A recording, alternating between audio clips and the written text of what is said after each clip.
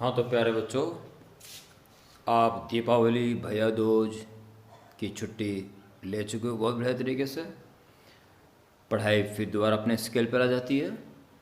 और इससे पहले बात हो चुकी थी मैथमेटिक्स में कि क्या शुरू किया जाए। आप लोगों की राय थी कि कोऑर्डिनेट ज्योमेट्री को शुरू कर दी जाए। प्यारे बच्चों, जैसे कभी ट्रिग्नोमेट्री स्टार्ट हुई थी बड़ी आसान दिखाई दे रही थी, बाद में अगर लापरवाही बीच में होगी तो बड़ी कठिन भी होगी थी वो। नहीं तो जो वक्त के साथ चलते रहे कई बच्चों आप में कितनी इजी ट्रिग्नोमेट्री आप कंट्रोल करके बैठे हुए हो। सारा का सारा बिल्कुल यही मैं कोऑर्डिनेट ज्योमेट्री के लिए भी कह सकता हूँ, और बात सही भी है। कोऑर्डिनेट ज्योमेट्री अगर आप पर लेक्चर को कंसर्न करते ही उसकी कॉरस्पॉन्डिंग एक्सरसाइज शुरू कर देते हो तो प्यारे बच्चों कोऑर्डिनेट ज्योमेट्री बेहद से भी ज़्यादा आसान है और सीक्वेंस टूट जाता है, लापरवाही हो जाती है, बाद में कर लूँगा, तो फिर ये बहुत भारी भी पड़ेगी। इसलिए इस बात का ध्यान रखें कि सीक्वेंस में चलते रहें, कॉरस्पॉन्डिंग एक्सरसाइज जितना जल्दी हो सके पूरी करें। उसको संबंधित समस्याएं व्हाट्सएप पे डालें, ग्रुप में ही डालें, ताकि उसका समाधान मिल सके और आप कंटिन्यूस आगे बढ़ते रहो। और बहुत जल्दी गेट टुगेदर का प्रोग्राम बनने वाला है, उसके बारे में सूचित कर दूंगा आपको। हाँ जी, कोऑर्डिनेट ज्योमेट्री एक स्ट्रेट लाइन क्या है? एक स्ट्रेट लाइन देखा जाए तो तमाम पॉइंट्स की फैमिली है। तमाम अगर एक ही पॉइंट फिक्स है तो वो पॉइंट है, और किसी बात को फॉलो करते हुए बहुत सारे पॉइंट हो सकते हैं तो उस पूरी फैमिली को बोलेंगे हम स्ट्रेट लाइन, अगर ये एक सीध में है। ओके प्यारे बच्चों, इस स्ट्रेट लाइन को ड्रॉ करने के लिए या किसी भी स्ट्रेट लाइन को ड्रॉ करने के लिए एटलीस्ट 2 पॉइंट्स चाहिए बस। इन तमाम पॉइंट्स 2 पॉइंट भी क्लियर हो गए तो उनको ज्वाइन कर दो, बाकी सारे पॉइंट्स अपने आप ही उस फैमिली में होंगे, उस लाइन पर लाई करेंगे। जो उस लाइन पे लाइन नहीं करेगा तो वो उसका फैमिली मेंबर नहीं है। ठीक है, अब आप क्या करेंगे,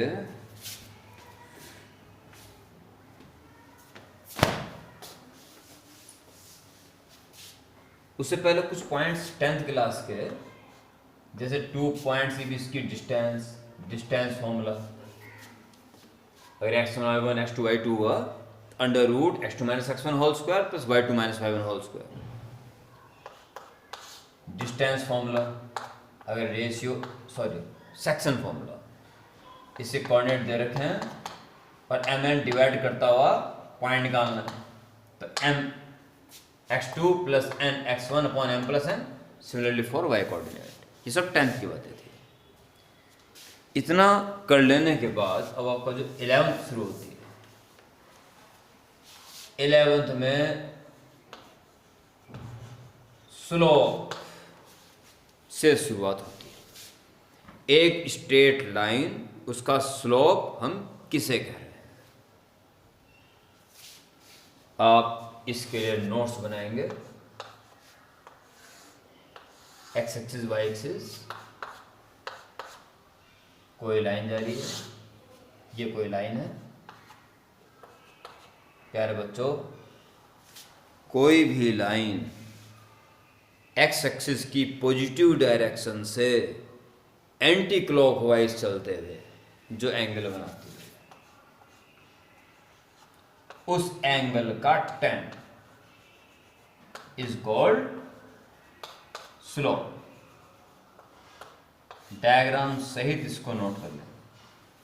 डायग्राम से एक्स एक्सिस से बनने वाला एंगल जो नॉर्मली बनता है एंटी क्लॉकवाइज चलते हुए, एक्स एक्सिस की पॉजिटिव डायरेक्शन से बनने वाले एंगल का tan is called slope of that line.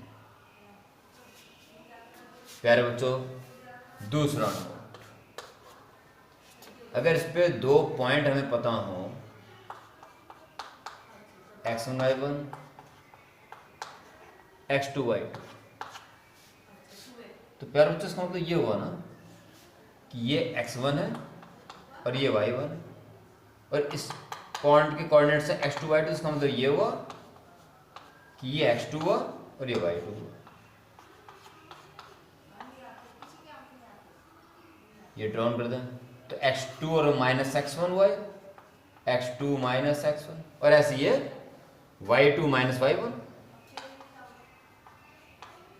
y2 minus y1। ये थीटा था तो ये भी थीटा होगा, और यहाँ tan theta this upon this दिखाई दे रहा है, y2 minus y1 upon x2 minus x1, perpendicular upon base is tan theta. तो slope y2 minus y1 upon x2 minus x1। दूसरा नंबर, अब जो बोलने जा रहा हूं तसल्ली से सुनिए। हम लाइन का स्लोप निकाल सकते हैं अगर एक्स एक्सिस से बनने वाला एंगल पता हो या उस लाइन पे 2 पॉइंट पता हो। अगर एंगल पता है तो सीधा 10 ले लो, उसका निकल गया स्लोप। और 2 पॉइंट्स अगर पता है तो ऊपर y का डिफरेंस, नीचे x का difference, y2 minus y1 upon x2 minus x1, तब निकल जाएगा स्लोप, वो भी tan थीटा ही। तो या तो आपको x एक्सिस से बनने वाला एंगल पता हो उस लाइन के बारे में, या उस लाइन के कोई 2 पॉइंट पता हो, तो स्लोप आपके हाथ में आ गया। ओके। तीसरा नोट, थर्ड नोट, अगर 2 लाइन पैरेलल हैं तो एक्स एक्सिस से एक एंगल बना रही है दोनों, तभी पैरेलल होंगे, और एंगल जब एक बना रही हैं तो स्लोप भी एक ही आएगा, tan थीटा, दोनों tan थीटा एक ही आएगा, यानी दोनों के स्लोप्स सेम होंगे। नेक्स्ट नोट लिखेंगे कंडीशंस फॉर पैरेललिटी, कंडीशन ऑफ पैरेललिटी, समांतर होने की शर्त। इसका स्लोप m1, इसका m2 है, तो m1 और m2 अगर इक्वल आ गए तो निश्चित रूप से वे दोनों पैरेलल हैं। और आखिरी नोट, कंडीशन फॉर परपेंडिकुलरिटी, अगर m1 m2 स्लोप्स वाली 2 लाइन परपेंडिकुलर हैं तो इनका प्रोडक्ट शुड बी -1। 2 लाइन्स अगर पैरेलल हैं तो उनके स्लोप्स इक्वल होंगे, और 2 लाइन्स अगर परपेंडिकुलर हैं तो उनके स्लोप्स का प्रोडक्ट -1 आएगा। प्यारे बच्चों, ये नोट्स हैं पहली एक्सरसाइज। कोऑर्डिनेट ज्योमेट्री में आपकी स्ट्रेट लाइन स्टार्ट हो जाएगी, स्ट्रेट लाइन की पहली वाली एक्सरसाइज आपको कर लेनी है। 1-2 क्वेश्चन में करके बता रहा हूँ आपको।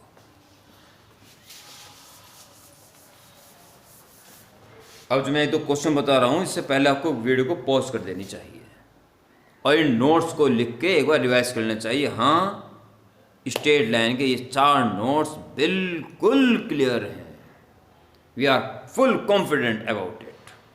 तब प्ले करके वीडियो को आगे देखें। जो बुक मेरे पास है उसके अकॉर्डिंग क्वेश्चन नंबर 1 वो कह रहा है, find the slope of the lines through the points. Coordinate geometry में डायग्राम जरूर बनाया करो। अगर डायग्राम बना दिया, क्वेश्चन वेल अंडरस्टैंड हो गया तो समझा सॉल्व हो गया, बस 90% सॉल्व तो वही माना जाता है। डायग्राम जरूर बना दिया करो। 3 - 2 -1, -1, 4, इन 2 पॉइंट को ज्वाइन करने वाली लाइन की स्लोप निकालनी है। y2 minus y1 upon x2 minus x1, y2 minus y1, 4 minus -2 तो +2 हो जाएगा, -1 -3, 6 अपॉन -4, 3/2। ओके, ये इसका आंसर है। और आगे मैं आपको क्या बताऊं, एक 10th क्वेश्चन है, इसमें दिखाई दे रहा है। 10th क्वेश्चन कह रहा है वर्टिसेस ऑफ ट्रायंगल आर दे रखे हैं उसमें। क्वेश्चन नंबर 10, ट्रायंगल ABC दे रखा है और 2 4 -3 1 4 -7 और 3 पार्ट पूछ रहा है। पहला पार्ट,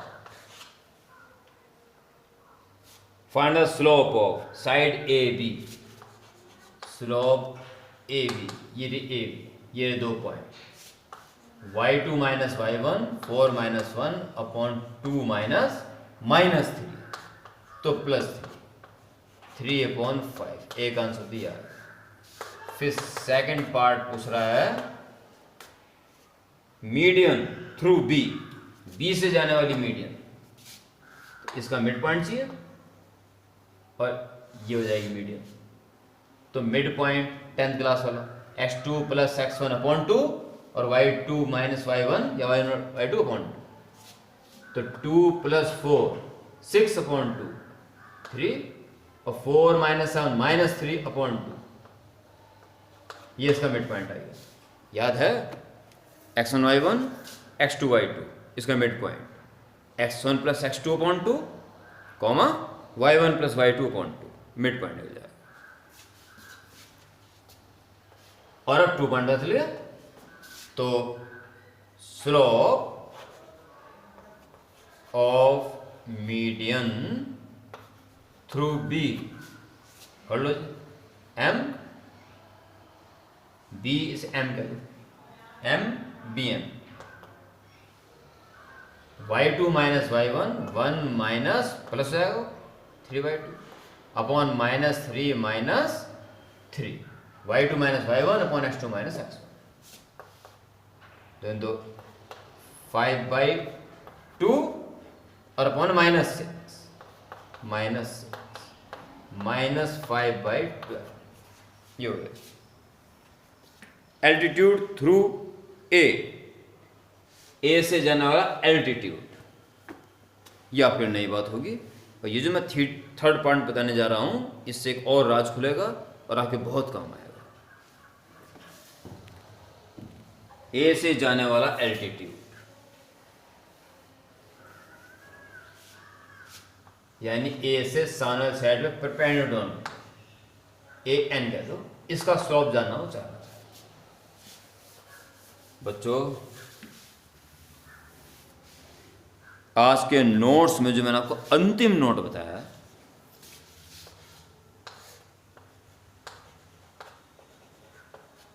कि 2 लाइंस अगर परपेंडिकुलर हैं तो उनके स्लोप्स का प्रोडक्ट -1 आना चाहिए।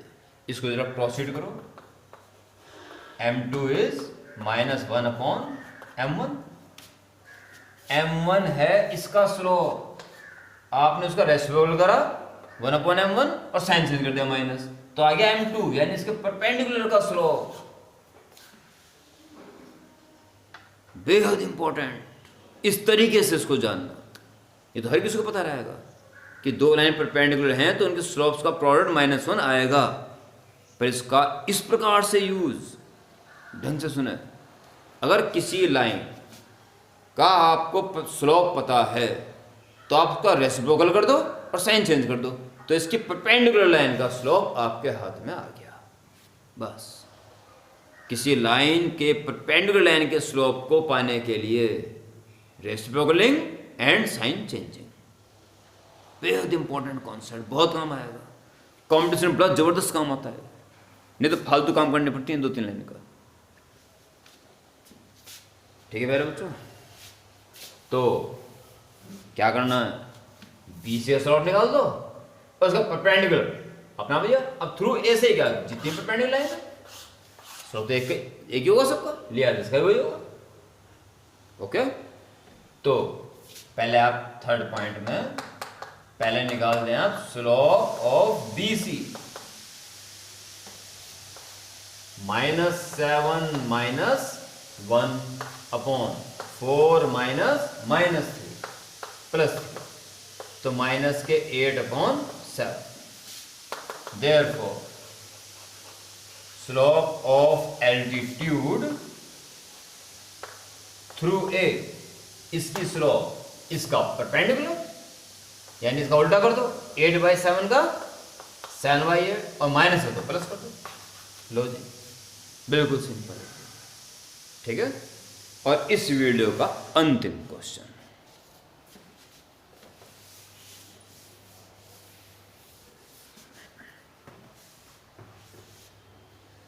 क्वेश्चन 18 वाले,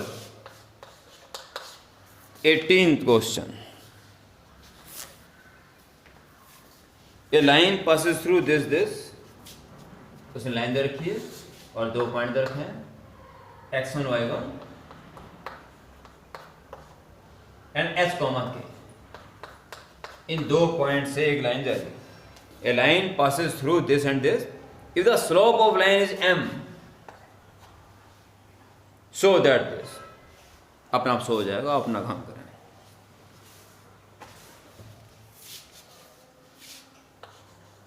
अकॉर्डिंग टू क्वेश्चन, ये जो स्लोप है, अगर 2 पॉइंट पता है तो स्लोप कैसा आना चाहिए,